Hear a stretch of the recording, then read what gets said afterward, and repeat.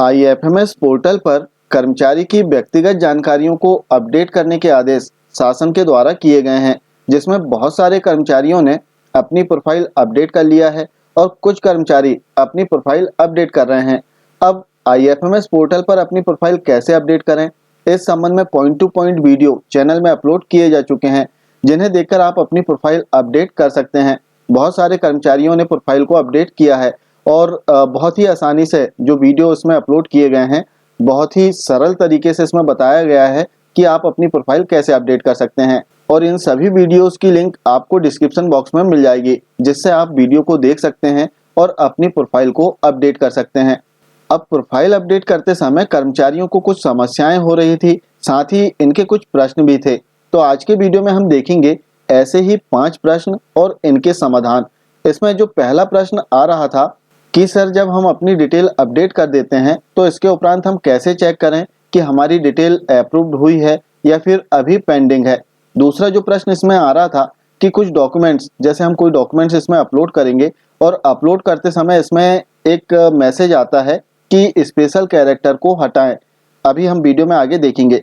तीसरा जो प्रश्न है कि यदि आप अपनी प्रोफाइल अपडेट कर रहे थे और उस समय आपने सबमिट ना करते हुए इसे सेव कर दिया है, तब इस समस्या का समाधान कैसे करें।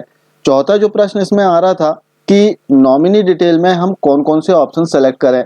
आप देखेंगे कि नॉमिनी डिटेल जब हम अपडेट करते हैं तो इसमें 7 से 8 प्रकार के ऑप्शन आते हैं।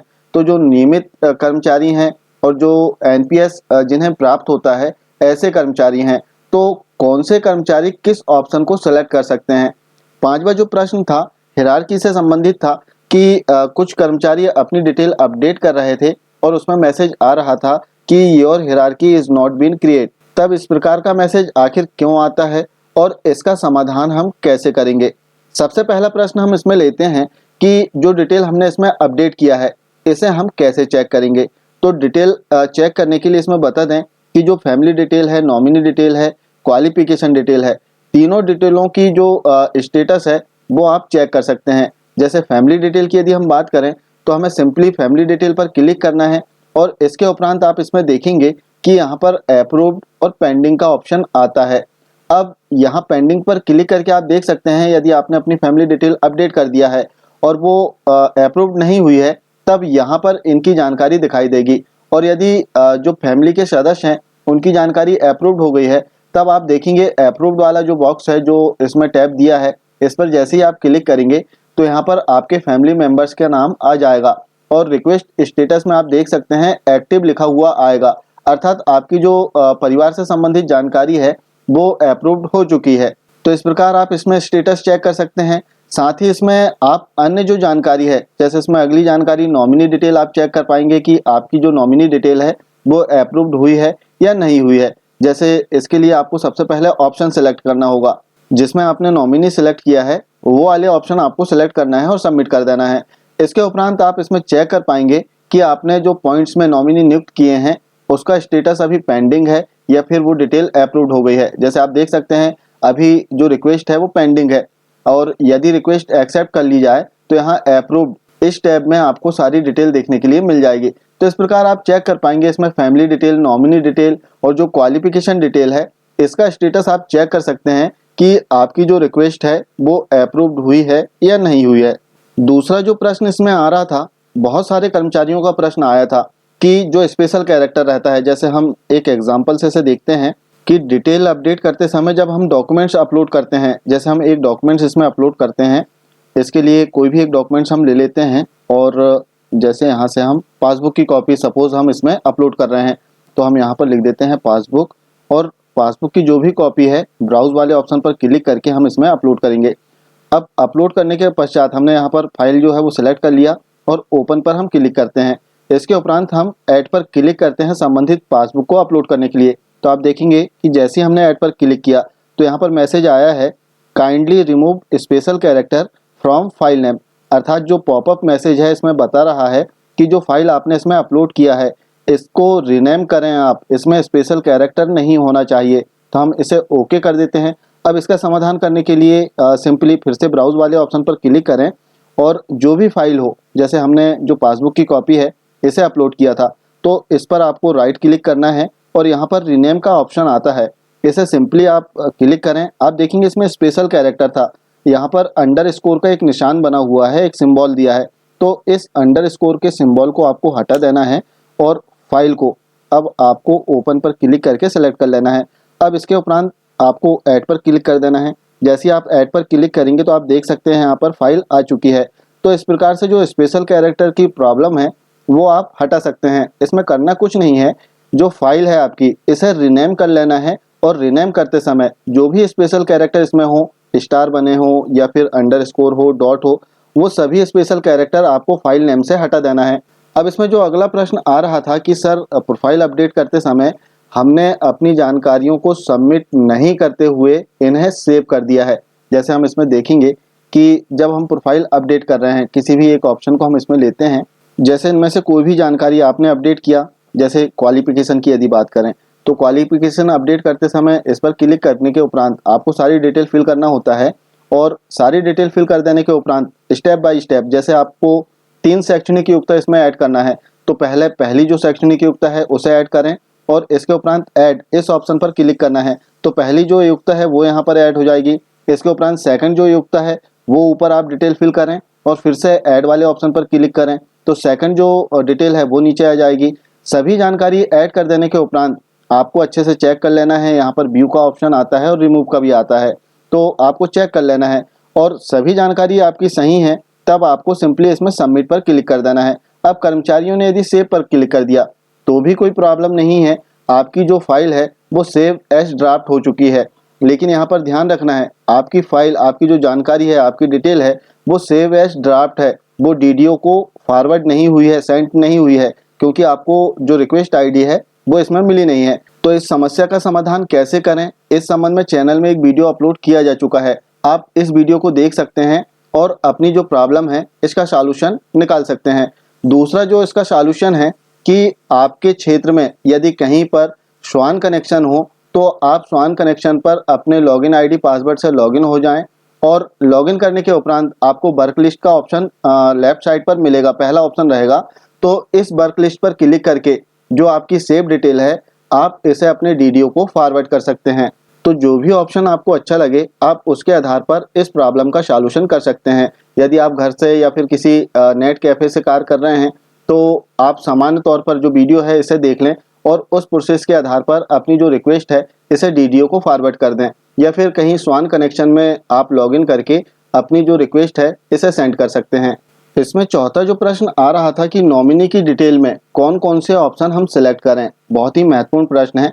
जैसे हम नॉमिनी डिटेल जो है इसे ओपन करते हैं और ओपन करने के उपरांत यहाँ पर हम देखेंगे कि सेलेक्ट नॉमिनी टाइप, जैसे हम सेलेक्ट पर क्लिक करते हैं तो आप देख सकते हैं यहाँ पर 8 ऑप्शन दिए गए हैं।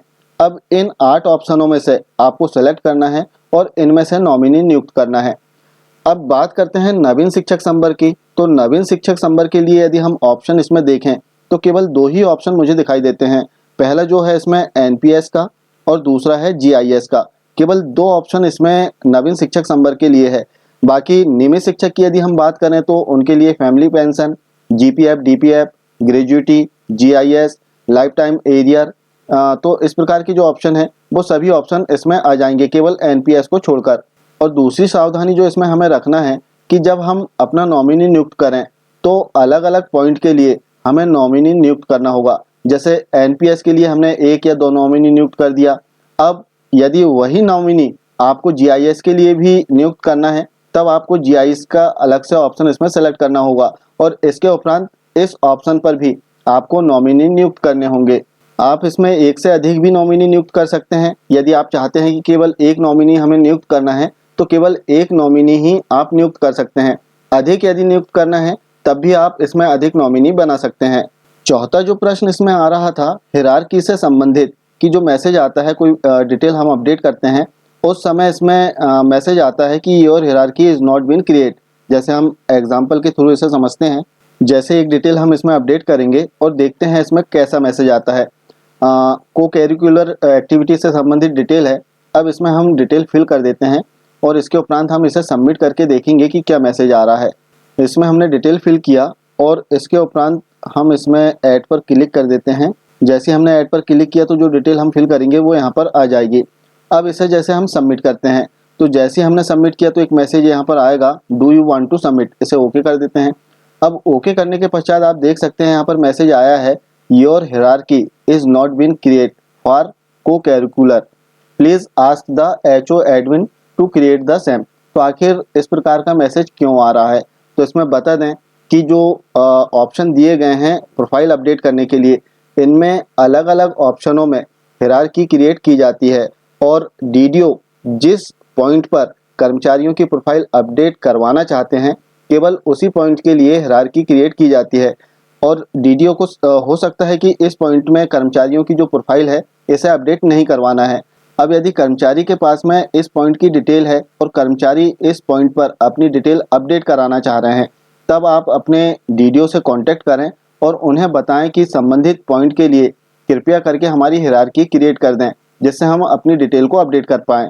आखिर हायरार्की क्या होती है, जैसे इसमें हम देखेंगे कि जो पॉइंट्स दिए गए हैं जिनमें हम अपनी डिटेल अपडेट करते हैं, आप देख सकते हैं इसमें कुल 8 पॉइंट दिए गए हैं। अब इन 8 पॉइंट्स में से कौन कौन से पॉइंट्स में हम डिटेल अपडेट कर सकते हैं, इसकी परमिशन केवल डीडीओ के पास में होती है। और डीडीओ जिस पॉइंट्स में डिटेल अपडेट कराना चाहते हैं केवल उसी पॉइंट्स की हायरार्की क्रिएट करते हैं, और जिस पॉइंट की हायरार्की क्रिएट नहीं होती है उस पॉइंट में कर्मचारी अपनी डिटेल अपडेट नहीं कर पाते। इसमें एक समस्या और आ रही थी कर्मचारियों को, जैसे हम एम्प्लॉय प्रोफाइल डिटेल में अपना फोटोग्राफ, सिग्नेचर और 3 अन्य डॉक्यूमेंट्स इसमें हम अपलोड करते हैं। तो इसमें कर्मचारियों का प्रश्न था कि फाइल का साइज क्या रहेगा। तो जैसे हम प्रोफाइल डिटेल की बात करें तो प्रोफाइल डिटेल में जो फोटोग्राफ्स है और सिग्नेचर है, दोनों फाइल 12 KB मैक्सिमम रहना चाहिए। दूसरा जो है इसका जो फॉर्मेट है वो जेपीजी फॉर्मेट ही इसमें एक्सेप्ट करता है।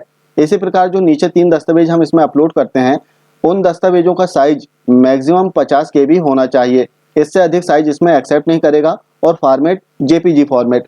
इसके पश्चात यदि हम बात करें कि जैसे फैमिली डिटेल में हम परिवार के सदस्यों का जो डिटेल है, परिचय पत्र है या फिर अन्य परिचय से संबंधित डॉक्यूमेंट्स है, इसे अपलोड करते हैं, तो इनका साइज 1.5 MB से अधिक नहीं होना चाहिए। तो यहाँ पर जो अन्य जो जानकारी हम अपडेट करते हैं तो इसमें साइज का ज़्यादा इशू नहीं होता है। 1.5 MB बहुत बड़ा साइज होता है जिसमें हम अपने दस्तावेज अपलोड कर सकते हैं। एक दस्तावेज आप मैक्सिमम 1.5 MB तक इसमें अपलोड कर सकते हैं।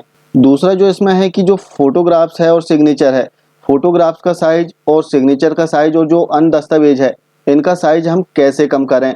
और साइज जब हम कम करते हैं तो जिसकी क्वालिटी जो है, फोटोग्राफ्स और सिग्नेचर की क्वालिटी डिस्टर्ब हो जाती है, क्वालिटी लूज हो जाती है। तो इसे हम कैसे बहुत अच्छे से रिड्यूस करें, तो इसके लिए बता दें कि एक वीडियो चैनल में अपलोड है जिसे देखकर आप अपने फाइल का जो साइज है इसे रिड्यूस कर सकते हैं बहुत ही आसानी से।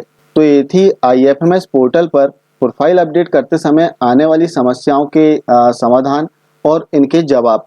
आशा है जानकारी आपको अच्छी लगी होगी। मिलते हैं कुछ इसी प्रकार की जानकारी के साथ में अगले वीडियो में। तब तक के लिए जय हिंद।